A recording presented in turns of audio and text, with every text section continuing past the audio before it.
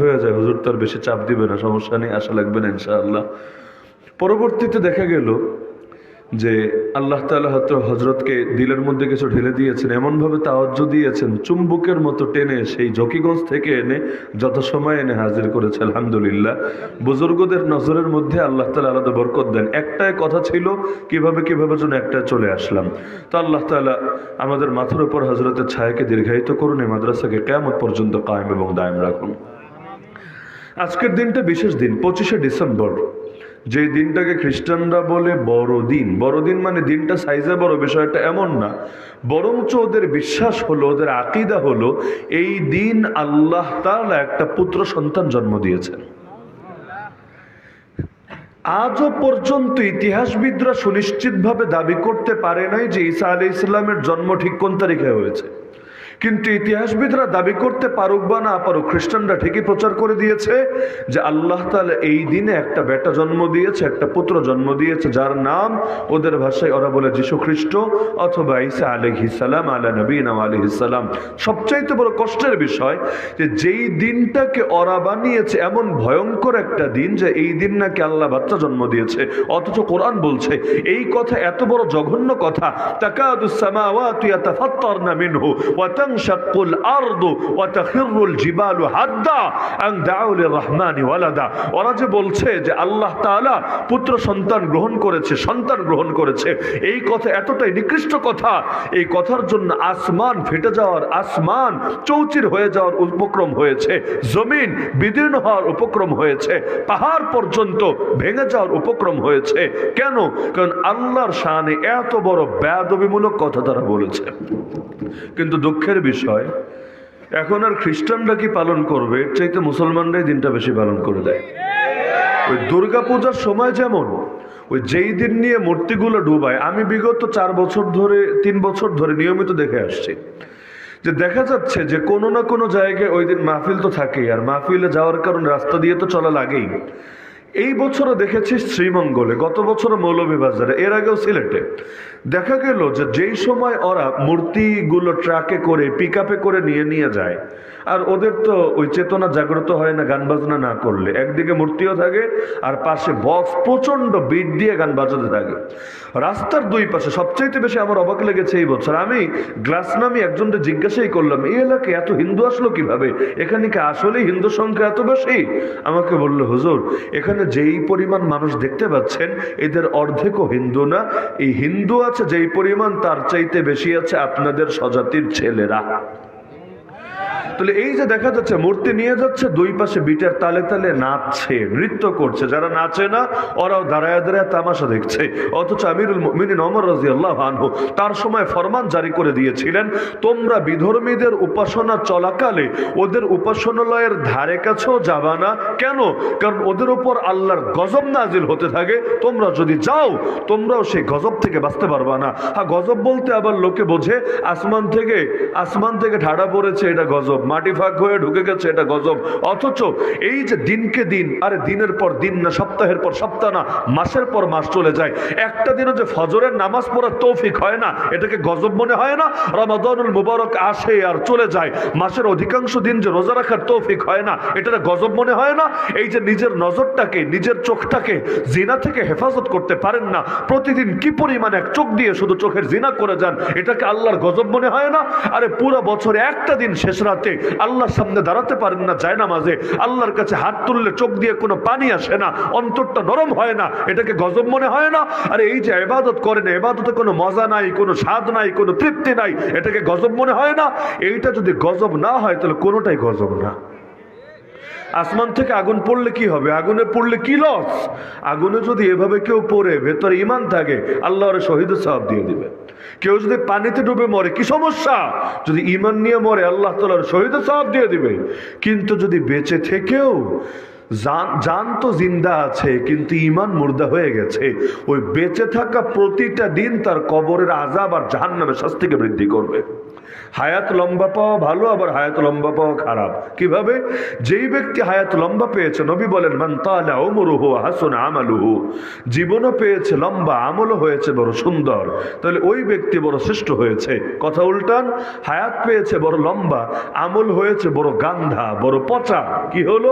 ওই আল্লাহর বান্দার জাহান্নামটার পরিমাণ আরো বড় হলো, জান্নাতে যাওয়ার সম্ভাবনা হয়তো আরো কমায় ছাড়লো। তাহলে এখন কাফেরের কাজ মুসলমানই করে দেয়, কাফের আর কি করবে। আজকে সিলেট শহরের মধ্যেই আজীব এক দৃশ্য, মাঝখানে আলিয়া মাঠে হচ্ছে কোরআনের মাহফিল, দুই পাশে দুই দিকে হচ্ছে গানের কনসার্ট। মাঝখানে কোরআনের মাহফিল, দুই পাশে গানের কনসার্ট। এর মধ্যে সবচাইতে কষ্টের জায়গা, এগুলো আগে কল্পনা করা যেত না। অন্তত প্রিন্সিপাল রহমতুল্লাহ যতদিন জীবিত ছিলেন, আমরা এগুলা মানে কল্পনায় আসার মতো ব্যাপার ছিল না। গানের কনসার্টে যাতে ডিস্টার্ব না হয়, স্টেডিয়ামের মধ্যে কনসার্ট হচ্ছে, যাতে কনসার্টে ডিস্টার্ব না হয় এজন্য মাহফিলের 6টা মাইক বন্ধ করাতে বাধ্য করেছে। কারা? প্রশাসন। কারা? সাধারণ লোকেরা না, কনসার্টের লোকেরা না, প্রশাসন। ওই প্রশাসন এসে কোরআনের মাহফিলের 6টা মাইক বন্ধ করিয়েছে। কেন? ওই যে গানে ডিস্টার্ব হবে, গানে ডিস্টার্ব হলে মহা কবিরা গুনাহ হবে, বড় ক্ষয়ক্ষতি হয়ে যাবে, নাউযুবিল্লাহি মিন যালিক। অথচ শাহজালাল রহমাতুল্লাহ আলাইহির দিকে তাকায়া হলেও তো অন্তত সিলেট শহরে এই গানের আয়োজন করতে তো ওদের বুকটা কেঁপে ওঠা দরকার ছিল। হ্যাঁ, এই কাজ যদি কাফের করে তো হিসাব বাদ দিলাম, কাফের তো কাফের, ওর নিয়ে কথা নাই। কিন্তু মুসলমানের বাচ্চা যদি প্রকাশ্যে এভাবে গান বাজনা করে, তাহলে ওরা তো চুম্বুকের চাইতেও বেশি টান দিয়ে আল্লাহর গজব নামায় ছাড়বে দুনিয়ার বুকে। আরে সরকার কে এলো আর কে গেল এটা বড় বিষয় না, যদি জমিনের মধ্যে আল্লাহর গজবের পথ বন্ধ করতে না পারেন পৃথিবীতে টিকে থাকতে পারবেন না। কারণ কত জাতি এসেছে আর গিয়েছে, আল্লাহকে নারাজ করে কেউ ভালো থাকতে পারে নাই, আর আল্লাহকে রাজি করে কেউ কখনো খারাপ থাকে নাই। তাহলে হওয়া দরকার ছিল কি, আর বাস্তবে হচ্ছে কি? আর অধিকাংশ তো নষ্ট হচ্ছে সঙ্গ দোষে। সঙ্গ এখন তো আবার সঙ্গটা একটু ব্যাপক হয়েছে। আপনারা মার্কিনীদের সঙ্গ পান, ব্রিটিশদের সঙ্গ পান, বলবেন কিভাবে? ওই যে মোবাইলের মাধ্যমে গ্লোবালাইজেশন হয়েছে, গোটা দুনিয়া এখন হাতের মুঠোয় চলে এসেছে। এখানে বসে বসে আপনি দেখেন ইউরোপের কালচার কেমন, ওদের ওয়েস্টার্ন পোশাকগুলো কেমন, ওদের কথা কেমন, চলা কেমন, হাঁটা কেমন, হাসা কেমন, সব কিছু মানুষ কপি করার চেষ্টা করে। নবী বলেন আল মারউ আলা দীনি খালিলিহি, মানুষ তার বন্ধুর আদর্শের উপরে উঠে আসে। ফালইয়ানজুর আহাদুকুম মান ইউখালিলু, সুতরাং প্রত্যেকে যাতে ভালো করে লক্ষ্য রাখে কারে বন্ধু বানাচ্ছে। ওই যে আপনি ফুটবল খেলোয়াড় একটা কাফেরে বন্ধু বানায় দিলেন, ক্রিকেট খেলোয়াড় একটা কাফেরে বন্ধু বানায় দিলেন, একটা নায়ক নায়িকা গায়ক গায়িকারে বন্ধু বানায় ফেললেন। আদর্শিকভাবে আপনি তার অনুসরণ করতে পারাকে নিজের জন্য গর্বের বিষয় মনে করলেন। এই যে একটা ভার্চুয়াল সঙ্গ, এই ভার্চুয়াল সঙ্গ দোষে আপনারে ডুবাবে। আতরের দোকানে গেলে আতর না কিনলেও যেমন গায়ে কিছু খুশবু লাগে, মেথর যখন বাথরুমের কাজ করে ওই সময় যদি মেথরের কাছে গিয়ে বসে থাকেন, তাহলে আপনি বাথরুমের ময়লা হাতান বা না হাতান আপনার গায়েও কিছু গন্ধ লাগবেই লাগবে। এজন্য বাংলায় বলে সৎসঙ্গে অসৎ সঙ্গে সর্বনাশ। এই যুগে কাফের মুশরিকদের সংস্কৃতি দেখে দেখে, ওদের এই ভার্চুয়াল সঙ্গ পেয়ে পেয়ে এই জাতির মাথাও বিগড়ে গেছে। এরাও এখন কাফের মুশরিকদের আদর্শিক গোলামে পরিণত হয়েছে। মাগনা গোলাম, মাগনা গোলাম, টাকা পয়সা দিয়ে কেনা গোলাম না। সেভাবে ওদের মতো চুল কাটবো, ওদের মতো মুখ বানাবো, ওদের মতো কাপড় পরবো, ওদের মতো কথা বলবো, ওদের মতো হাসবো, ওদের মতো খাবো, ওদের মতো বসবো। কেন রে ভাই? আল্লাহর গোলামি করতেও তো এত তুমি চাপ অনুভব করো না, ওদের গোলামি করার এত প্যারা নিচ্ছ কেন? মানে এই গোলামের মধ্যে কি মধু আছে, কি মজা আছে? নাকি এই গোলামি করলে ওরা তোমারে নিয়ে আমেরিকার বাদশা বানায় দিবে, নাকি তোমার ইউরোপের প্রধানমন্ত্রী বানায় দিবে? কি বানাবে তোমারে? কিচ্ছুই হবে না, কিচ্ছুই হবে না। উপরন্তু কিয়ামতের দিন নবীজির সামনে দাঁড়াবা কোন মুখে? তোমার সাথে তো নবীর কোনো মিল নাই, নবীর উম্মতের কোনো বৈশিষ্ট্য নাই। কিয়ামতের দিন কার হাতে হাউজে কাউসারের পানি পান করতে যাবা? কার সুপারিশ আশা করবা? তখন কি তোমার নায়ক নায়িকা গায়ক গায়িকারা তোমার জন্য সুপারিশ করতে আগে আসবে? তো সুপারিশ পাওয়ার আশা করো কার, আর অনুসরণ করো কার? যে যাকে মহাব্বত করে সে তাকে অনুসরণ করে। তাসির রাসূলা ওয়া আনতা তুযহিরু হুব্বাহু হাযা লাউমরি ফিল কিয়াস বাদিউ লাউ কানা হুব্বুকা সাদিকান লাআতাতাহু ফাইন ইন্নাল মুহিব্বা লিমান ইউহিব্বু মুতিউ, একদিকে করবেন অবাধ্যতা আর একদিকে দাবি করবেন মহব্বতের। অদ্ভুত ব্যাপার, যে যাকে মহব্বত করে সে তাকে অনুসরণ করে থাকে। কোরআন মাজিদ সূরা ফুরকান আয়াত নম্বর 27 থেকে 29, লম্বা আলোচনার সুযোগ নেই, তাফসীর প্রত্যেকে বিস্তারিত দেখে নিয়েন। এই 3 আয়াতে আল্লাহ কিয়ামতের দিনের একটা দৃশ্য তুলে ধরেছেন। আল্লাহ বলেন, স্মরণ করো সেই দিনের কথা যেদিন জালেম, জালেম মানে মানুষের উপর জুলুম করে তা না, শিরিক হলো সবচাইতে বড় জুলুম, এর চাইতে বড় জুলুম হতে পারে না। কোরআনই আছে ইন্না শিরকা লাযুলমুন আযীম। এজন্য পাপ যে করি পাপও জুলুম। এজন্য আমরা দোয়া মাসুরা পড়ি না নামাজে, কি বলি? আল্লাহুম্মা ইন্নী যালামতু নাফসি যুলমান কাসীরা। আয় আল্লাহ, নিজের উপর বড় জুলুম করে ফেলেছি। এই বড় জুলুম মানে কি? নিজে নিজেকে মেরেছি, নিজে নিজে রক্ত ঝরিয়েছি? না, এই যে পাপ করে করে নিজেকে জাহান্নামের দিকে ঠেলে দিচ্ছি, অথচ তুমি আমাদেরকে জান্নাতি বানিয়েছিলা। আমাদের পিতৃপুরুষ, আমাদের প্রথম পিতা যিনি আব্বা আদম আলাইহিস সালাম, তাকে জান্নাতকেই তার বাড়ি বানিয়েছিলা। বাপের বাড়িরে স্থায়ী ঠিকানা বলে, বাপের বাড়িকে স্থায়ী ঠিকানা বলে। তাহলে বাপের বাড়ি যদি জান্নাত হয়, আমাদের স্থায়ী ঠিকানা তো জান্নাতই হবে। দুনিয়া কিছু না, দুনিয়া বর্তমান। এই কুবাসপুরও বর্তমান, আবার যদি আপনি ঢাকা শহরে কোথাও বাড়ি করে থাকেন ওইটাও বর্তমান। ওইটা ছোট বর্তমান, এটা বড় বর্তমান। স্থায়ী ঠিকানা দুনিয়া হবেই না, দুনিয়া নিজেই তো স্থায়ী না, তাহলে স্থায়ী ঠিকানা আবার হবে কিভাবে? আমাদের স্থায়ী ঠিকানা কোনটা? আর দুনিয়া দারু মাল্লা দার লাহু ওয়া মালু মাল্লা মাল লাহু ওয়া লা ইয়াজমাউ মাল্লা আকল লাহু। দুনিয়া হলো তার বাড়ি যার আসল বাড়ি নাই, দুনিয়া হলো তার মাল যার আসল মাল নাই, শুধু দুনিয়ার জন্য জমা করে তারা, যাদের আকল বুদ্ধি বলতে কিছু নাই। তা আল্লাহ বলেন, স্মরণ করো সেই দিনের কথা যেদিন পাপিষ্ঠ নিজের হাত নিজে কামড়াতে থাকবে। এত গুরুতর অবস্থা, নিজের হাতের গোশত নিজে কামড়াতে থাকবে আর আফসোস করে বলবে, ইয়াকুল ইলা ইয়া ওয়াইলাতা লাইতানি লাম আত্তাখিদ ফুলানান খালিলা। আফসোস করে বলবে, হায় যদি নবীর সঙ্গে নবীর দেখানো পথে ধরতাম, হায় যদি অমুককে বন্ধু না বানাতাম। কেন? লাকাদ আযাল্লানি আনি যিকরি বাদা ইয জাআনি। আমার কাছে দ্বীনের বার্তা আসার পর, উপদেশ আসার পর, কোরআন আসার পর এই বন্ধুই আমাকে সেই কোরআন থেকে সরিয়ে দিয়েছে, বিপদগামী করেছে। তাহলে এইরকম বন্ধুরে যদি বন্ধু না বানাতাম আর রাসূলকে বন্ধু বানিয়ে তার দেখানো পথ ধরতাম, আজকে আমার এই পরিণতি হবে না। আফসোস করতে গিয়ে নিজের হাতের গোশত নিজে কামড়ে খেতে থাকবে। এই আয়াতের তাফসীর যে কোনো কিতাব থেকে খুললে একটা কমন হাদিস পেয়ে যাবেন। আল্লাহ রাসূল সাল্লাল্লাহু আলাইহি ওয়াসাল্লামের জামানায় কুরাইশের এক সর্দার ছিল যার নাম উকবা, বাবার নাম আবু মুআইত, একসাথে বলে উকবা ইবনু আবি মুআইত।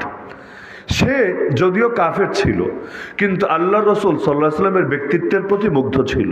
অনেক সময় হয় না, বাংলাদেশে বহুত হিন্দু খ্রিস্টান, কিন্তু অমুক হুজুরে ভালো লাগে, এরকম মানসিকতা লালন করে। মাঝে মাঝে আমরা মাহফিলও পাই, ওই পরিচয় দেয়। একবার তো আমাকে প্রশ্নও করেছে, একটা প্রশ্ন নিচে লেখা আছে যে হুজুর আমি যদিও হিন্দু কিন্তু আপনার মাহফিল শুনি, আমার একটা প্রশ্ন আছে, এটা জানার জন্য মাহফিলের মধ্যে জিজ্ঞাসা করেছি। এটা হতে পারে, অস্বাভাবিক না। তো উকবা যদিও কাফের, কিন্তু আল্লাহ নবীর ব্যক্তিত্বের প্রতি মুগ্ধ ছিল। সে অনেকের সাথেই নবীর সুনাম করত, নবীর আলোচনা করত। তার একটা গুণ ছিল, সে মাঝে মাঝেই ওই পার্টি টাইপের আয়োজন করত, মানে খাবার দাবার রান্না করে পাড়া প্রতিবেশী বন্ধু বান্ধবকে ডেকে এনে খাওয়াতো। বিশেষ করে যখন বাইরে যেত, ব্যবসায়িক কাজে হোক, যুদ্ধে হোক, কখনো বাইরে গেলে এলাকায় ফিরেই একটা পার্টি টাইপের আয়োজন করতো। অনেকে আছে না, মানুষকে খাওয়াতে পারলেই মজা লাগে, 10 জন নিয়ে একসাথে খেতে পারলে তার ভালো লাগা কাজ করে, টাকা কামাই করে বহুত, কিন্তু ওই বন্ধু বান্ধবরে খাওয়ায় খাওয়ায় সব উড়াতে থাকে। এই টাইপের কিছু মানুষ থাকে, মানে অন্যরে খাওয়ানোর মধ্যেই তার মজা, নিজে আবার খুব বেশি খেতেও পারে না। তো উকবা ইবনে আবি মুআইত এভাবে মাঝে মাঝে আয়োজন করত। একবার তার মাথায় আসলে এক কাজ করি, মুহাম্মাদরে ডেকে খাওয়াই, তারে তো ভালো বলি, তার সুনাম তো করি, তারই দাওয়াত দিয়ে একবার খাওয়াই। কারণ মহব্বতের দাবিতে মানুষ একজন আরেকজনকে খাইয়ে থাকে। এগুলো দুনিয়ার সবসময় লাভ ক্ষতির হিসাব নিকাশ মানুষ করে না, মহব্বত এত লাভ ক্ষতির হিসাব দিয়ে চলে না। তো সে ভাবলো আল্লাহ রসুলকে দাওয়াত দিই, যদিও ঈমান আনে নাই, যদিও মুসলমান না। গিয়ে বলল যে আপনি যদি অনুমতি দেন আমি আপনার জন্য একটু মেহমানদারির ব্যবস্থা করি, আমার বাসায় আসবেন, একটু খাওয়া দাওয়া করবেন, চলে আসবেন। আল্লাহ রসুল সাল্লাল্লাহু আলাইহি ওয়াসাল্লাম দেখলেন যে লোকটা তার প্রতি দুর্বল, ব্যক্তিগতভাবে দুর্বল, যদিও নবীর ধর্মের ব্যাপারে আগ্রহী না, আকৃষ্ট না, তো নবীর ব্যক্তিত্বের প্রতি সে দুর্বল। নবীগণের একটা কমন বৈশিষ্ট্য ছিল, তারা দাওয়াতের কোনো সুযোগকে হাতছাড়া করতেন না। ওই ইউসুফ নবীর ঘটনা যারা জানেন অথবা কোরআন ও সূরা ইউসুফটা পড়েছেন, এটা জানার কথা। তার কাছে জেলখানায় 2 জন স্বপ্নের ইসলামের ব্যাখ্যা জানতে চেয়েছিল। আল্লাহ তাকে ব্যাখ্যা জানিয়েছেন, তিনি চাইলেও জায়গার উপরে ব্যাখ্যা দিয়ে দিতে পারতেন, তিনি দেন নাই। তিনি বলেছেন তোমাদের কাছে খাবার আসার আগ দিয়ে আমি ব্যাখ্যা দেব। ওই সময়ও তিনি ডাইরেক্ট ব্যাখ্যা দেন নাই, প্রথমে দাওয়াত দিয়েছেন, তাওহীদ বুঝিয়েছেন, শিরিক চিনিয়েছেন, মূর্তি পূজার অসারতা আলোচনা করেছেন। যখন দাওয়াত ক্লিয়ার হয়েছে এরপর গিয়ে স্বপ্নের ব্যাখ্যা করেছেন। নবীগণের বৈশিষ্ট্য এটা, এবং নবীর খাঁটি উম্মত যদি হতে চান আপনারও বৈশিষ্ট্য হবে এটা। রিকশায় উঠেছেন, দাওয়াত দেন। কোথাও বসে আছেন, পাশে একজন এসেছে, দাওয়াত দেন। আর আপনার কাজ দাওয়াত দেওয়া, কে মানলো আর কে মানলো না এটা দেখা আপনার কাজ না। আপনি যদি দাওয়াত দিতে থাকেন, মানুক বা না মানুক, আল্লাহ আপনাকে প্রতিদান দিতে মোটেও কম দিবে না। এমন নবীও ছিলেন সারা জীবন দাওয়াত দিয়েছেন, ১ ডজন লোকও কালেমা পড়ে নাই, তো কি হয়েছে? নবীর লস হয়ে গেছে, নবী ক্ষতিগ্রস্ত হয়ে গিয়েছেন। এমনকি নবী নূহ আলাইহিস সালাম তো অনেক বেশি দাওয়াত দিয়েছেন, সবাই জানেন, ৯৫০ বছরেরও বেশি। কয়জন মুসলমান হয়েছে? তাফসীরের কিতাবে ৩ রকম বর্ণনা পাওয়া যায়। সর্বনিম্ন বর্ণনা মাত্র ১২ জন, সর্বোচ্চ বর্ণনা মাত্র ৮০ জন, মাঝামাঝি বর্ণনা ৪০ জন। তো সবচাইতে বড় বর্ণনায় যদি ধরেন ৮০ জন, আপনি ভাবতে পারেন ৯৫০ বছরের বেশি যদি দাওয়াত দেয় আর মাত্র ৮০ জন লোক কালেমা পড়ে, তাহলে আমার মতো লোকেরও তো হতাশা চলে আসবে। আর ৯৫০ বছর রাখেন, ৯৫ দিন দাওয়াত দিয়ে যদি দেখেন যে মাত্র ৮০ জন আপনার দাওয়াত কবুল করেছে, দেখবেন আপনারই কেমন জানি হতাশা কাজ করতে থাকে। তাহলে নবীদের কাজ পৌঁছে দেওয়া, নবীর ওয়ারিসদের কাজ পৌঁছে দেওয়া, কে মানলো আর কে মানলো না এটা দেখা আল্লাহর কাজ, এটা আমাদের ফিকির করার কাজ না। যদি এমন হয় কেউ মানে নাই, তাও মুখ বন্ধ রাখার কোনো সুযোগ নাই। এই প্রজন্ম না মানলে পরের প্রজন্ম মানবে ইনশাআল্লাহ। এই যে আমরা কথাগুলো বলে যাচ্ছি, এগুলো না বললে অনেক কিছুতে এমন, না বললেও পারতাম, না বললেও জাহান্নামে যেতে হবে বিষয়টা এমন না, না বললেও পারতাম, তবু বলার কারণে জেলে যাওয়া লাগে, বলার কারণে রিস্কে পড়া লাগে, বলার কারণে গুমের আশঙ্কা থাকে, এমনকি বলার কারণে গুপ্ত হত্যার আতঙ্কও থাকে, সবই থাকে। তারপরে বলা লাগে কেন? আরে জান গেলে যাবে, কপালে যে কয়দিন হায়াত লেখা আছে ওই কয়দিনই তো, বাড়বেও না কমবেও না। শিয়ালের মতো বাঁচলেও সেই কয়দিন, সিংহের মতো বাঁচলেও যেই কয়দিন। কিন্তু আমার বলার দ্বারা আল্লাহ তাআলা যদি কারো ভেতরে মোহাম্মদ বিন কাসিমের চেতনা ঢেলে দেন, সুলতান মাহমুদ গজনবীর চেতনা ঢেলে দেন, মোহাম্মদ আল ফাতির চেতনা ঢেলে দেন, কেউ যদি জামানার সালাহুদ্দিন আইয়ুবী হয়ে যায়, কেউ যদি জামানার তারেক বিন জিয়াদ হয়ে যায়, সুবহানাল্লাহ, ইনশাআল্লাহ তাহলে গোটা পৃথিবীটাই চেঞ্জ হবে। আগামীর বাংলাদেশ ইসলামের বাংলাদেশে পরিণত হবে। তো এখন আল্লাহর রাসূল দাওয়াতের সুযোগ কাজে লাগালেন। নবী বললেন তুমি দাওয়াত দিয়েছো, দাওয়াত কবুল, তবে একটা শর্ত আছে। শর্ত হলো তুমি সাক্ষ্য দিবা আশহাদু আল্লা ইলাহা ইল্লাল্লাহ ওয়া আশহাদু আন্না মুহাম্মাদান আবদুহু ওয়া রাসূলুহু, মানে তাওহীদ আর রিসালাতের সাক্ষ্য তুমি যদি দাও আমি তোমার বাসায় আসবো, না হলে আসবো না। আরব জাতির একটা বৈশিষ্ট্য এখনো আছে, এটা যদিও আগের চাইতে কম, তবে এখনো আছে। সেটা হলো তারা যখন কাউকে কোনো মেহমানদারির প্রস্তাব দেয় বা হাদিয়া দেয়, যাকে দিচ্ছে সে যদি গ্রহণ করে নেয় এতে বড় খুশি হয় এবং সে মনে করে সে আমাকে মূল্যায়ন করলো, আমাকে সম্মান দিল।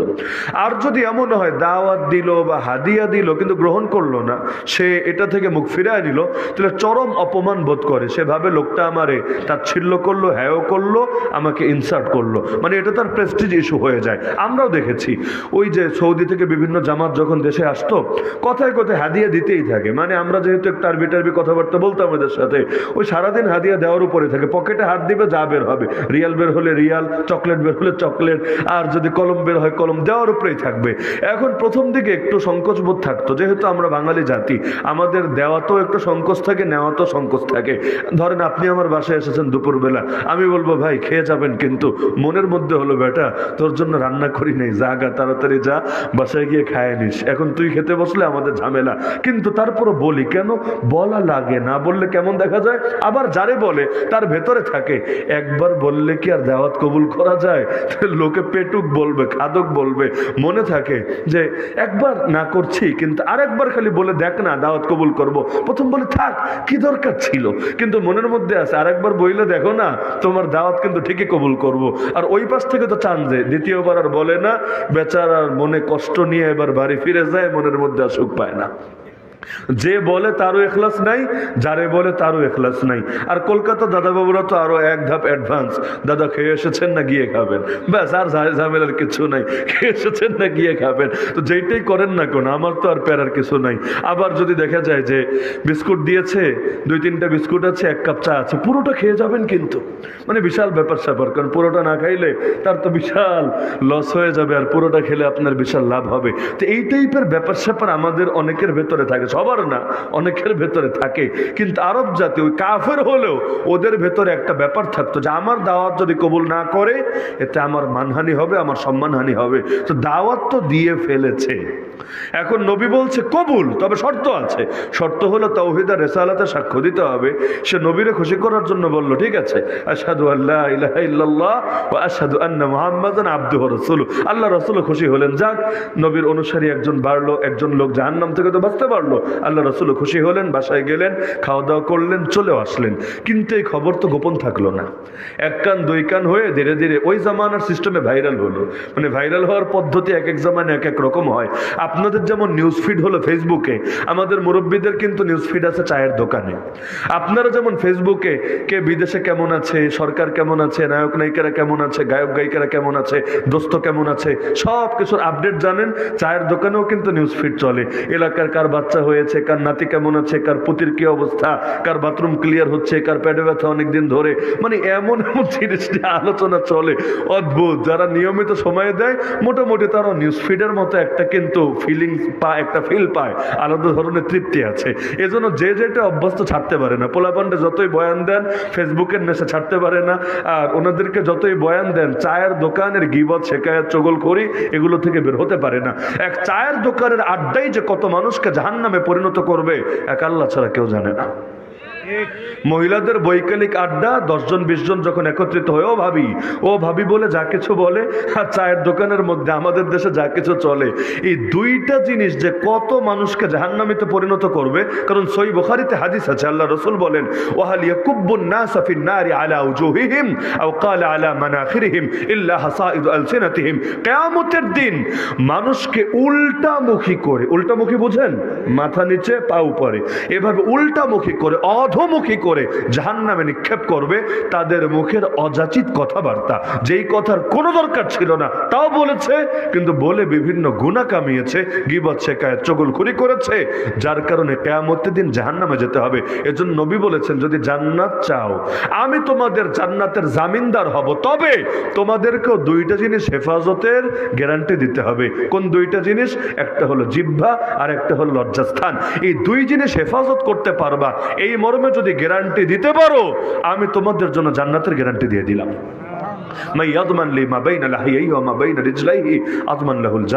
তো খবর চারদিকে ছড়ায় গেল। ওই উকবা ইবনে আবি মুআইতের এক দোস্ত ছিল যার নাম উমাইয়া। নবীর সিরাত যারা পড়েছেন কম বেশি নামগুলো পরিচিতই মনে হওয়ার কথা। উমাইয়া সে শুনেই তেলে বেগুনে জ্বলে উঠে এসে ধরলো উকবারে, কিরে তুই কাজটা কি করলি? সবাওতা, তুই তো বেদিন হয়ে গেছিস, ধর্মত্যাগী হয়েছিস। বাস্তবে কিন্তু ধর্মত্যাগী হয় না, ধর্মগ্রহণকারী হয়েছে। কিন্তু যেটা ধর্মগ্রহণ ওদের দৃষ্টিতে এইটাই হলো ধর্মত্যাগ। তো তুই তো ধর্মত্যাগী হয়েছিস। সে বলল আরে না রে, আমি ধর্মত্যাগী হব কেন, আমি তো বাপদাদা ধর্মের উপরে আছি। সে বলল কেন? তুই গিয়ে সাক্ষ্য দিস নাই আশহাদু আল্লা ইলাহা ইল্লাল্লাহ ওয়া আশহাদু আন্না মুহাম্মাদান আবদুহু ওয়া রাসূলুহু? সে বলল আরে এটা তো মুহাম্মাদের বাসায় আনার জন্য বলেছি, এটা না বললে তো সে আসবে না, সে না আসলে এটা তো আমার একটা প্রেস্টিজ ইস্যু হয়ে যায়, এজন্য বলেছি। কিন্তু উমাইয়া বলল না, তোমার এই ব্যাখ্যায় আমার পেট ভরবে না, বরঞ্চ যতদিন পর্যন্ত তুমি একটা কাজ না করবা তোমারে আমি বন্ধু বলে পরিচয় দিতে রাজি না, তোমার সাথে আমার ন্যূনতম সম্পর্ক থাকবো না। তাহলে সে একটু তার মনে কষ্ট লাগলো যে আমার বাল্যকালের দোস্ত, আমার ক্লোজ ফ্রেন্ড, আমার জিগরি দোস্ত, সে আমার সাথে সম্পর্ক রাখবে না। আচ্ছা কি করা লাগবে দোস্ত বল? সে বলল তোর একটা কাজ করতে হবে, তুই এখনই মোহাম্মদের সামনে যাবি, গিয়া তার নিকৃষ্ট ভাষায় গালি দিবি, তার মুখে থুথু মারবি, আর তোর পা দিয়ে তার গর্দানে আঘাত করবি।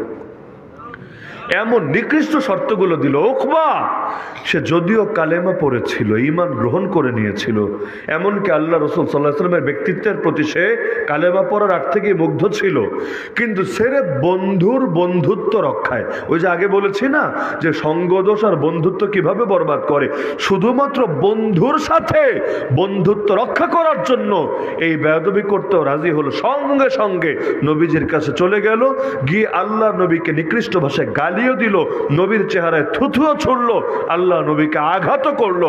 আল্লাহ নবী কষ্ট পেয়ে বলল আল্লাহি, আল্লাহর কসম করে বলছি, আমি যদি তোকে মক্কার বাহিরে কোথাও পাই, যেটা মক্কার ভেতরে সকলে মোটামুটি একটা সামাজিক সমঝোতার ভেতরে আছে, তো মক্কায় কিছু হবে না, কিন্তু মক্কার বাহিরে আমি যদি তোকে পাই, ইল্লা আলাউতু রাসাকা বিসাইফ, তরবারি দিয়ে আমি তোর গর্দান উড়ায় দিব। এবং পরবর্তীতে তাই হয়েছে। নবীর জবান থেকে বের হবে আর সেটা হবে না। বদরের যুদ্ধে যে 70 জন মারা গেছে তো গেছেই, আবু জাহাল সহ, আর বাকি 70 জন গ্রেফতার হয়েছে। ওই গ্রেফতার 70 জনের মধ্যে এই ওকবা ছিল, এই নরধম। কিন্তু যেই 70 জন গ্রেফতার হয়েছে, আল্লাহ নবী এদের সবাইকে ছেড়ে দিয়েছিলেন, কিন্তু দুইটা লোকরা ছাড়া হয় নাই। এর মধ্যে একটা হলো নাজার বিন হারেস, আর একটা হলো ওকবা, এই যে ওকবা ইবনে আবি মুআইত, এই নরধম, তাকে তখন গ্রেফতার করার পরে মুসলমানরা তাকে হত্যা করেছিল। কেন? সহিহ বুখারীতে হাদিস আছে, ওই একদিনে যে নবীর শানে খালি বেয়াদবি করেছে তা না, আল্লাহ রাসূল সাল্লাল্লাহু আলাইহি ওয়াসাল্লামের আপন চাচা যেই বছর মারা গেল, অর্থাৎ খাজা আবু তালেব, একই বছর রাসূলের স্ত্রী মুমিনদের মা উম্মুল মুমিনিন খাদিজা রাদিয়াল্লাহু আনহার ইন্তেকাল হলো। নবীর মাথার উপর থেকে বড় বড় দুইটা ছায়া সরে গেল, কারণ আবু তালেব হলো সর্দার আর খাদিজা রাদিয়াল্লাহু আনহা আরবের অন্যতম শ্রেষ্ঠ ধনী। কিন্তু দুইজনই একই বছর ইন্তেকাল করলো, যে বছরকে বলা হয় আমুল হুজন, শোকের বছর। এবার কুরাইশরা এই সুযোগটাকে কাজে লাগালো, নির্যাতন আরো বাড়িয়ে দিল। একদিন আল্লাহ রাসূল কাবার চত্বরে দাঁড়িয়ে নামাজ পড়ছিলেন, ওকবা দেখলো, সে তাকিয়ে দেখলো ডানে বামে সাহাবী কেউ নাই। ব্যাস নিজের গা থেকে চাদর খুললো, আল্লাহ নবী নামাজে দাঁড়ানো, ওই অবস্থায় নবীর গলায় চাদর পেঁচিয়ে দুই পাশ থেকে টেনে ধরে নবীকে শ্বাসরুদ্ধ করে হত্যা করার চেষ্টা করতে লাগলো। তার কর্মীরা দেখলো, কর্মীরা তো নবীর পাশে দাঁড়ালোই না, উল্টো এই মুশরিকগুলো এসে ওদের নেতারা সাহায্য করার জন্য কেউ নবীর গালে চর মারতে লাগলো, কেউ ঘুষি মারলো, একজন ধাক্কা মেরে নবীকে কাবার দেয়ালে ফেলে দিল, বাকিরা দেয়ালের উপর তাকে নির্মমভাবে ঘষতে লাগলো। মনে হচ্ছে আজকেই তাকে আর প্রাণে রাখবে না, এখানেই জানে মেরে ফেলবে। অবশেষে আবু বকর সিদ্দিক রাদিয়াল্লাহু তাআলা তিনি ছুটে আসলেন, খবর পেয়ে ছুটে আসলেন। তিনি এসে একজন একজন করে ওদেরকে সরাচ্ছিলেন আর চিৎকার করে বলছিলেন, আতাকতুলুনা রাজুলান আন ইয়াকুল রাব্বি আল্লাহ, তোমরা কি একজন লোককে কেবল ওই অপরাধে হত্যা করে ফেলবা যে সে বলে আমার রব আল্লাহ? এই আল্লাহকে রব বলা কি তোদের চোখে এত বড় অপরাধ যে জন্য তাকে তোরা দুনিয়াতে বাঁচতেই দিবি না? তো ওকবা বহু ফাইজলামি করেছে। অবশেষে বদরের যুদ্ধের পর আর সব ভণ্ডামি চিরতরে নিঃশেষ হয়েছে। তো বলছিলাম যে বন্ধুত্ব এমন একটা জিনিস, এটা মানুষকে চরম ভালো বানায়, চরম বন্ধুও বানায়। এজন্য আল্লাহ রাসূল বন্ধুত্বের ব্যাপারে নির্দেশনাও দিয়েছেন যে বন্ধু বানাবা তাকে যার ভেতরে 3টা গুণ থাকে। আরে বন্ধুত্ব এমন ভালো জিনিস, এই বন্ধুত্ব মানুষকে কিয়ামতের দিন আরশের নিচে ছায়ার ব্যবস্থা করে দেবে। আল্লাহ রাসূল বলেন আরশের নিচে 7 শ্রেণীর মানুষ জায়গা পাবে। এর মধ্যে এক শ্রেণী হলো রাজুলানি তাহাব্বা ফিল্লাহ, এমন দুইজন মানুষ যারা একজন আরেকজনকে আল্লাহর জন্য ভালোবাসে। এমনকি আল্লাহ তাদের কেমন মাকাম দিবেন, নবী বলেছে কিয়ামতের দিন এমন কিছু মানুষ থাকবে যারা নবীও না শহীদও না, কিন্তু আল্লাহ তাদের এমন মাকাম দিবে, এটা দেখে নবীরাও অবাক হবে, শহীদরাও অবাক হবে, তারা ঈর্ষা করবে। ইন্না মিন ইবাদিল্লাহ মান লাইসু বিআম্বিয়া ওয়ালা শুহাদা ইয়াগবিতুহুমুল আম্বিয়া ওয়া শুহাদা লিমাকানিহিম ওয়া কুরবিহিম মিন আল্লাহ আযজা ওয়া জাল। এমনকি নবী বলেন তাদের চেহারা নূর হবে, তাদেরকে বসার জন্য নূরের মেম্বার দেওয়া হবে। সাহাবীরা অবাক, ইয়া রাসূলুল্লাহ তারা কারা? মানহুম লাআল্লানা নুহিব্বুহুম। নবী বললেন এরা ওই সমস্ত লোক যারা একজন আরেকজনকে আল্লাহর জন্য ভালোবাসে। সালামেরও তো সওয়াব কেন? সালাম দিলে মহব্বত তৈরি হয়। হাদিয়ারও তো সওয়াব কেন? দিলে মহব্বত তৈরি হয়। হাসি মুখে কথা বলার সওয়াব কেন? হাসি মুখে কথা বললে সদকার সওয়াব লেখা হয়। কিসের সওয়াব? এই যে আপনারা যারা দোকানদার আছেন, আমল করার অফুরন্ত সুযোগ। যত কাস্টমার আসবে কিচ্ছু লাগবে না, খালি হাসি মুখে কথা বলবেন। এই এতটুকুর কারণে তার মনে যে খুশিটা আসলো, আল্লাহ প্রতিটা হাসির বদৌলতে আপনার আমল নামায় সদকা সওয়াব লিখতে থাকবেন। তাহলে এই পরিমাণ গুরুত্বের জন্য নবী বলেছেন, এটা বলে আলোচনা শেষ, যে 3টা গুণ দেখে বন্ধু বানাবা। কয়টা গুণ? 3টা গুণ। 1 নম্বরে মাইয়ুযাক্কিরুকুমুল্লাহ রুয়াতুহু, যাকে দেখলে আল্লাহর কথা মনে পড়ে। যারা মেসি টেসিরে বন্ধু বানিয়েছেন তাদেরকে দেখলে তো আল্লাহর কথা মনে পড়ে, তাই না? যারা নায়ক নায়িকা গায়ক গায়িকাদেরকে বন্ধু বানিয়ে রেখেছেন তাদেরকে দেখলে তো আল্লাহর কথা মনে পড়ে, তাই না? গুন্ডা মাস্তান নেশাখোর, ওদের চেহারার দিকে তাকালে তো আল্লাহর কথা মনে পড়ে, তাই না? তাহলে নবী বলেছেন বন্ধুত্বের 1 নম্বর মানদণ্ড, যাকে দেখলে কার কথা মনে পড়ে? যার দিলে আল্লাহ আছে, যার আমলে আল্লাহ আছে, তাকে দেখলে না আল্লাহর কথা মনে পড়বে। 2 নম্বর ওয়ায়াজিদু ফি ইলমিকুম মানতিকুহু, যার কথা শুনলে ইলম বাড়ে।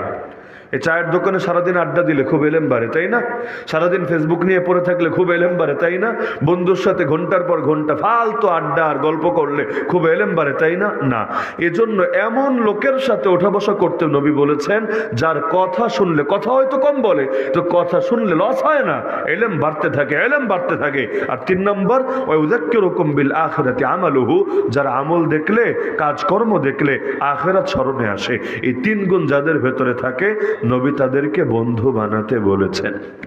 তাহলে এই বন্ধুত্ব এবং সৎসঙ্গ গ্রহণের ব্যাপারে সচেষ্ট থাকবেন তো ইনশাআল্লাহ। হাদিসে আছে আল্লাহর নিকট সবচাইতে প্রিয় আমল আল্লাহর জন্য ভালোবাসা, আল্লাহর জন্য ঘৃণা করা। এজন্য তিরমিজিতে হাদিসও আছে, নবী বলেছেন তোমাদের কেউ যখন অপর মুসলমান ভাইকে আল্লাহর জন্য ভালোবাসে, সে যাতে তাকে জানিয়ে দেয় সে তাকে আল্লাহর জন্য ভালোবাসে। তাহলে কি হবে? ভালোবাসাটা দ্বিপাক্ষিক হবে। ধীরে ধীরে মুসলিম উম্মাহ ঐক্যবদ্ধ হওয়া সহজ হবে। নাহলে 200 কোটি মুসলমান ঐক্য করবেন কি দিয়ে?